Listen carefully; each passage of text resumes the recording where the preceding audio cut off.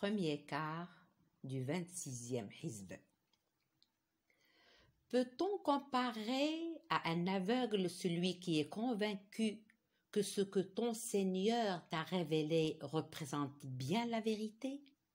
Mais seuls en saisissent le sens ceux qui sont doués d'intelligence, ceux qui respectent leur engagement envers Dieu et ne violent pas la foi jurée, ceux qui maintiennent les liens que Dieu a ordonné de maintenir, qui craignent leur Seigneur et redoutent une mauvaise reddition de leur compte, ceux qui se montrent patients pour être agréables à leur Seigneur, qui accomplissent la salat, qui font des prélèvements sur les biens que nous leur avons donnés pour faire des aumônes en secret et en public, et qui repoussent le mal par le bien. À tout cela sont réservés comme demeure finale les jardins d'Éden, où ils entreront avec tous ceux de leur père, de leurs conjoints et de leurs enfants qui auront accompli de bonnes œuvres. Et les anges accourront de tous côtés pour les recevoir. Que la paix soit avec vous, leur diront-ils. Recevez comme prix de votre patience cette belle demeure qui sera éternellement vôtre. Mais ceux qui violent le pacte de Dieu, après s'y être engagés, qui brisent les liens que Dieu a ordonné de maintenir, qui sèment la corruption sur la terre, ceux-là seront maudits et voués à la plus détestable des demeures. Dieu prodigue ses dons ou les mesure à qui il veut. Ils se réjouissent de la vie de ce monde alors que cette vie n'est qu'une jouissance éphémère par rapport à la vie future.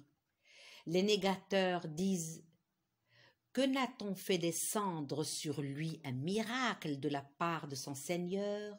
Dit: Dieu égare qui il veut et dirige vers lui ceux qui se repentent.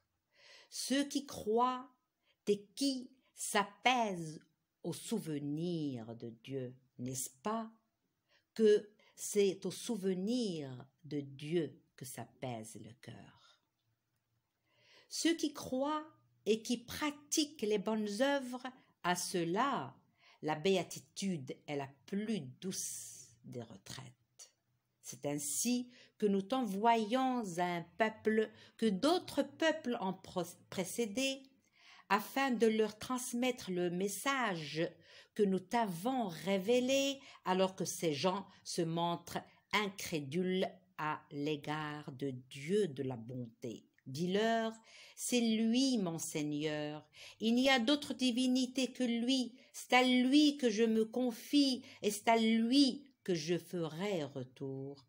S'il y avait un Coran à soulever les montagnes, à disloquer les continents ou à faire parler les morts, ce serait bien celui-ci. Mais la décision finale appartient à Dieu en toutes choses. Les croyants ne savent-ils pas que si Dieu l'avait voulu, il aurait mis l'humanité tout entière sur le droit chemin? Cependant, des calamités ne cesseront d'atteindre les impies ou de s'abattre aux abords même de leur demeure en raison de leur jadissement, jusqu'à ce que la promesse de Dieu s'accomplisse, car Dieu ne manque jamais à sa promesse. Avant toi, d'autres prophètes ont été tournés en dérision. J'ai accordé aux fidèles qui les rayaient un répit, puis je les ai frappés, et quel ne fut point alors le châtiment que je leur ai infligé. Comment? Est-ce à celui qui lit dans chaque âme et sait ce qu'elle acquiert, qu'il ose donner des associés? Dis-leur: définissez ces divinités, par leurs attributs? Auriez-vous la prétention d'apprendre à Dieu ce qu'il ignorait sur la terre? Ou bien est-ce que vos divinités n'ont aucune réalité? Ou s'agit-il d'une simple manière de vous exprimer? La vérité est que les négateurs ont été tellement séduits par leur fourberie qu'ils s'en trouvèrent à jamais dévoyés. Or, celui que Dieu égare ne trouvera plus personne pour le guider. Ils seront punis dans la vie d'ici-bas, mais le châtiment qui les attend dans la vie future sera bien plus pénible encore, et nul ne pourra intercéder pour eux auprès du Seigneur.